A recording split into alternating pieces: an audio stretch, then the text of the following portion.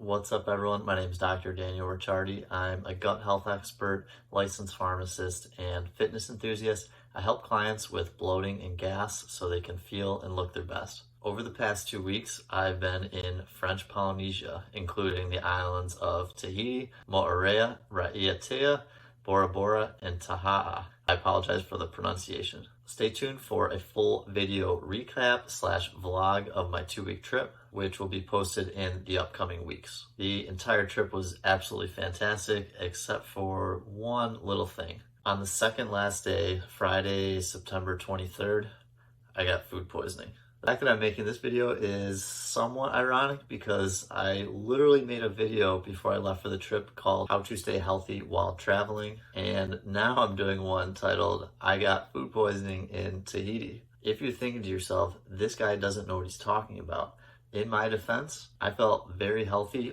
the entire time throughout the whole trip, and I was very prepared to come back and tell you how good my strategy was. Also, in my defense, getting food poisoning, let's be honest, it's just really unlucky. There's really nothing I could have or even would have done differently. The food tasted fine, and no matter how good your gut health is, if you eat a bad plate of tuna, your gut's kind of screwed. I honestly feel really bad about bad-mouthing the restaurant that we ate at, but I feel like I'm obligated to just because I really don't want anybody else to get food poisoning. The restaurant was called Brasserie Mara'amu and also called Ches Mompas. They were super friendly and were willing to seat us right as they were actually closing for the afternoon portion. A lot of the restaurants in French Polynesia, there's like a 2 to 3 hour gap where they're open in the afternoon. They close from like 2 to 5 or 3 to 6, somewhere in there. I feel bad mentioning their name, but I do want to share my exact experience with you. So if you do travel to French Polynesia, which you should because it is fantastic, I don't want you to have this same experience. To give some context of how this all happened, my friend Jenna and I were exploring some of the islands the first 5 days of the trip. And then the next week after that, we did a yacht trip with 4 other boats of people. Again, it was a week long, very fun. And then when we disembarked from the boat on the 12th day, 4 of us just went into this town. We were waiting for our flight, just wanted to explore and have a little bit of lunch. We were in a town called Utaroa, which is on the island of Raiatea. I ate a local favorite dish, a dish called poisson cru, which is very similar to a poke bowl. It's a mixture of raw fish, usually tuna. There's also usually vegetables and rice.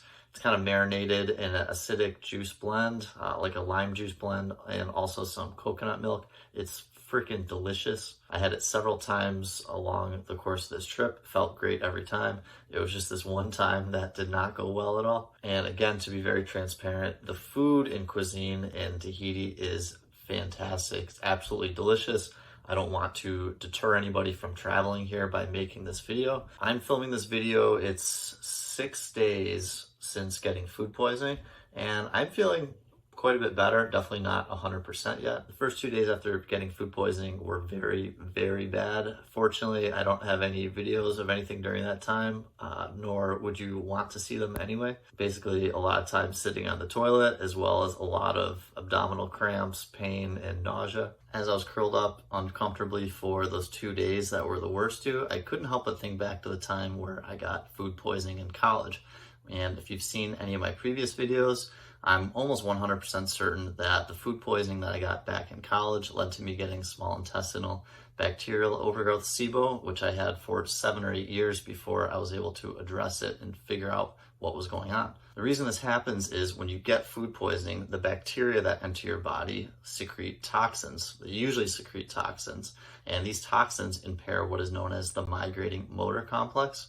This migrating motor complex, MMC, is comprised of both nerves and muscles in your small intestines, and it is responsible for moving food properly throughout the small intestines. If it is damaged, your body is not doing that, and the food kind of sits more stagnant in the small intestines. And because of this, you get small intestinal bacterial overgrowth. The bacteria just kind of sit there and are not moving through properly. This impairment of the MMC, it can last for years. Again, if the MMC is impaired, you're more susceptible for having bacteria kind of congregating in your small intestines and you to get SIBO. Obviously, getting SIBO again is absolutely last on my wish list. I'm not overly concerned, I would say, about getting SIBO again. I plan to keep taking the ginger root that I've been taking, which is a promotility agent, which helps move the food and everything throughout my small intestines properly in case my migrating motor complex has been impaired and still is.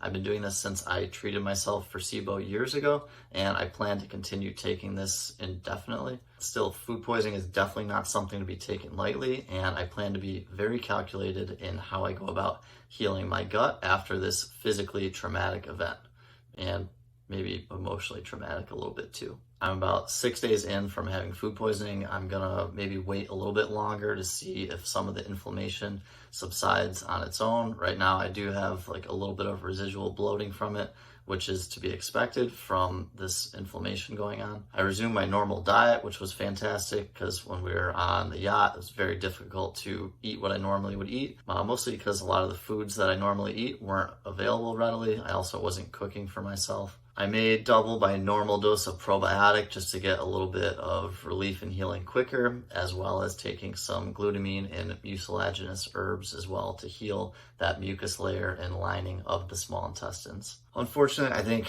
everybody is probably bound to get food poisoning at some portion of their life, especially if you enjoy traveling. Although it can lead to SIBO, I don't think that you should be worried or it should prevent you from doing things that you love. I do think that you should definitely understand that even after the watery stools and stomach pain from food poisoning go away after a few days, you still not maybe out of the woods, so to speak, and should still focus on healing your gut. If you do have lingering GI issues after a bout of food poisoning, it may really be in your best interest to speak with a gut health expert.